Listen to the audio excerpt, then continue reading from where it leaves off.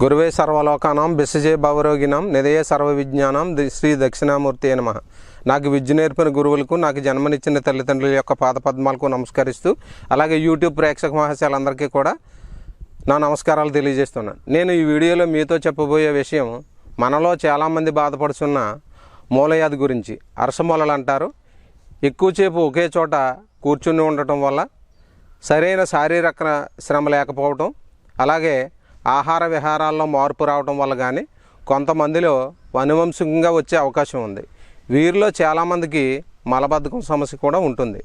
సమస్త మూలశంకలకు అనగా రక్తమూలలు, ఆసనం మంట, ఆసనం పోటు, చిన్న చిన్న మాంసాంకురాలు అనగా పిలకలు, బాహ్యమూలలు, అంతర్మూలలు అంటారు వీటిని, భగంధరం, పిస్టుల, లూటీ పిషర్, గుదకందము, సమస్త మూలవ్యాధులకు ఆపరేషన్ అవసరం లేకుండా మేము వనచూరణ మందు ఇస్తాం. దీనిని సంస్కృతంలో వనచూరణ అంటారు, తెలుగులో అడవికంద అంటారు. దీనిని ప్రఖ్యాత ఆయుర్వేద వైద్యులు అరసమూలలకు అనగా మూలశంకలకు అద్భుత రాజయోగం అని చాలామంది వైద్యులు చెప్పారు. ఈ అడవికందను అడవిలో గల కొండ ప్రాంతాల్లో సేకరించి తీసుకొచ్చి, ఇది అత్యంత దురద కలిగినటువంటి కందను గోమూత్రంలోనూ ఇంకా అనేక ప్రక్రియల్లో శుద్ధి చేసి దీనికి మరికొన్ని ఔషధములు కలిపి తయారు చేయి మందును బృహత్సూరణ మోదకం అంటారు. ఇది మేము తయారు చేయు మా సొంత ఔషధం.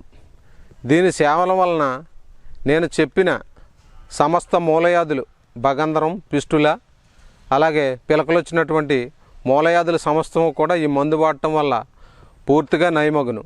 మీకు మీరుగా ఇంట్లోనే చేసుకునే ఒక రెమెడీ ఈ సమస్త మూలవ్యాధులకు ఒకటి చెప్తాను. దీనిని కసివిందాకు అంటారు.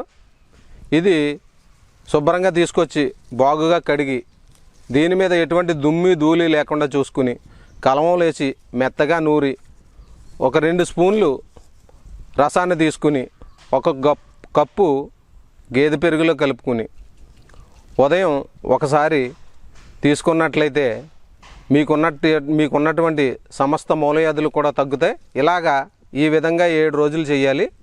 7 రోజులు ఈ విధంగా కసివిందాకు పసరు 2 స్పూన్లు ఒక కప్పు పెరుగులో మీరు తీసుకున్నట్లయితే సమస్త మూలవ్యాధులు తగ్గుతాయి.